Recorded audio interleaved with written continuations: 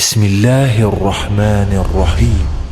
به نام الله بخشنده مهربان. نون والقلم وما یسطرون. نون، سوگند به قلم و آنچه می نویسند. ما انت بنعمت ربک بمجنون.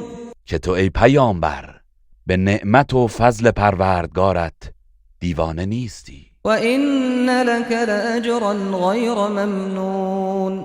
و بیگمان برای تو پاداشی بی پایان و عظیم است. و اینک لعلی خلق عظیم. و تو ای محمد یقینا بر اخلاق بسیار عظیم و والایی هستی. فستبصر و یبصرون. پس تو به زودی خواهی دید و آنها نیز خواهند دید. بأیکم المفتون. که کدام یک از شما دیوانه است. این ربک هو اعلم بمن ضل عن سبیله و هو اعلم بالمهتدین. همانا پروردگارت بهتر می‌داند چه کسی از راه او گمراه گشته و نیز او به هدایت یافتگان داناتر است. فلا تطع المكذبین. پس از تکذیب کنندگان اطاعت مکن. ودوا لو تدهن فیدهنون. آنها دوست دارند و میخواهند که نرمی و مدارا کنی تا آنان نیز نرمی و مدارا کنند. ولا تطع كل حلاف مهین. و از هر فرومایه‌ای که بسیار سوگند دروغ یاد میکند اطاعت مکن. هماز مشاء بنمیم. آن که بسیار عیب جوست و به سخنچینی آمد و شد میکند. مناع للخیر معتد اثیم. و بسیار مانع کار خیر و متجاوز و گناهکار است. عتل بعد ذلك زنیم. گذشته از آن خشن و بیتبار و بدنام است. ان کان ذا مال و بنین. بدان خاطر که صاحب مال و فرزندان بسیار است. اذا تتلى علیه آیاتنا قال اساطیر الاولین. هنگامی که آیات ما بر او خوانده شود گوید اینها افسانه های گذشتگان است. سنسمه علی الخرطوم. به زودی بر بینی او داغ ننگ و رسوایی می نهیم. إنا بلوناهم كما بلونا أصحاب الجنة إذ أقسموا ليصرمنها مصبحين. ما آنها را آزمایش کردیم همان گونه که صاحبان باغ را آزمودیم هنگامی که سوگند یاد کردند که صبحگاهان که مستمندان نباشند میوه های باغ را بچینند. ولا يستثنون. ولی ان شاء الله نگفتند. فطاف عليها طائف من ربك وهم نائمون. پس عذابی فراگیر از سوی پروردگارت بر باغ آنها فرود آمد در حالی که همه در خواب بودند. فاصبحت كالصريم. پس آن باغ سبز و خرم پس از آتش سوزی همچون شب سیاه شد. فتنادوا مصبحین. آنگاه صبحگاهان یکدیگر را ندا دادند. ان اغدوا على حرثكم ان كنتم صارمین. که اگر میخواهید درو کنید به سوی کشتزار و باغ خیش بروید. فانطلقوا وهم يتخافتون. پس به سوی کشتزار حرکت کردند در حالی که آهسته با هم میگفتند الا يدخلنها اليوم عليكم مسكين. مراقب باشید که امروز هیچ نیازمند و بینوایی در آن باغ وارد نشود.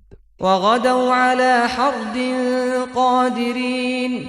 و صبحگاهان با تصمیم جدی بر جلوگیری از ورود مستمندان به سمت باغ بیرون شدند. فلما رأوها قالوا إنا لضالون. پس هنگامی که آن باغ را دیدند گفتند یقینا ما اشتباه آمده ایم و راه را گم کرده ایم. بل نحن محرومون. نه، بلکه ما از حاصل آن بی بهره و محروم هستیم. قال اوسطهم الم اقل لكم لولا تسبحون. یکی از بهترین و خردمندترین ایشان گفت آیا به شما نگفتم چرا شکر و تسبیح الله را نمیگویید؟ قالوا سبحان ربنا إنا كنا ظالمین. گفتند پروردگار ما پاک و منزه است، مسلماً ما ستمکار بودیم. فأقبل بعضهم على بعض يتلاومون. آنگاه ملامت کنان به یکدیگر روی آوردند. قالوا يا ويلنا إنا كنا طاغين. و گفتند وای بر ما که طغیانگر و سرکش بودیم. عسى ربنا أن يبدلنا خيرا منها إنا إلى ربنا راغبون. امیدواریم که پروردگارمان ما را ببخشد و در عوض چیزی بهتر از آن باغ به ما دهد، چرا که بیگمان ما به سوی پروردگار خود روی آورده ایم. كذلك العذاب ولعذاب الآخرة أكبر لو كانوا يعلمون. عذاب الله در دنیا این چنین است و اگر میدانستند عذاب آخرت مسلماً بزرگتر و بیشتر است. إن للمتقين عند ربهم جنات النعیم. به راستی برای پرهیزکاران نزد پروردگارشان باغهای پرنعمت است. افنجعل المسلمین كالمجرمین. آیا ما مسلمانان را همچون مجرمان و گناهکاران قرار می‌دهیم؟ ما لكم کیف تحکمون. شما را چه شده است؟ چگونه داوری می‌کنید؟ ام لكم کتاب فیه تدرسون. آیا شما کتابی آسمانی دارید که در آن فرا می‌گیرید؟ این لكم فیه لما تخیرون. و آیا آنچه را انتخاب می‌کنید در آن کتاب برای شما نوشته شده است؟ ام لكم ایمان علینا بالغة الى یوم القیامة این لكم لما تحکمون. یا اینکه بر عهده ما عهد و پیمان استواری تا روز قیامت دارید که هر چه را حکم کنید حق برای شما باشد. سلهم ایهم بذلك زعیم. ای پیامبر، از آنها بپرس کدام یک از آنان در برابر این ادعاها متعهد است. ام لهم شركاء فلیأتوا بشركائهم ان كانوا صادقین.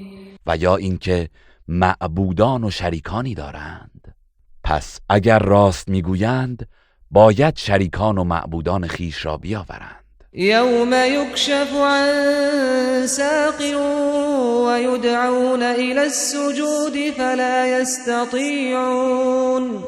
روزی که ساق آشکار گردد و کار سخت و دشوار شود و مردم به سجده فراخوانده می شوند، ولی کافران و منافقان نمی توانند سجده کنند. خاشعة ابصارهم ترهقهم ذله وقد كانوا يدعون الى السجود وهم سالمون. در حالی که دیدگانشان از ترس و ندامت فرو افتاده و ذلت و خواری وجودشان را در بر گرفته است و یقیناً که پیش از آن در دنیا در حالی که تندرست بودند به سجده فرا خوانده می شدند. فذرني ومن يكذب بهذا الحديث سنستدرجهم من حيث لا يعلمون. پس ای پیامبر، مرا با آن کسی که این سخن را تکذیب می کند واگذار. ما آنان را اندک اندک و به گونه‌ای که در نیابند و از جایی که متوجه نگردند به سوی عذاب خواهیم کشاند.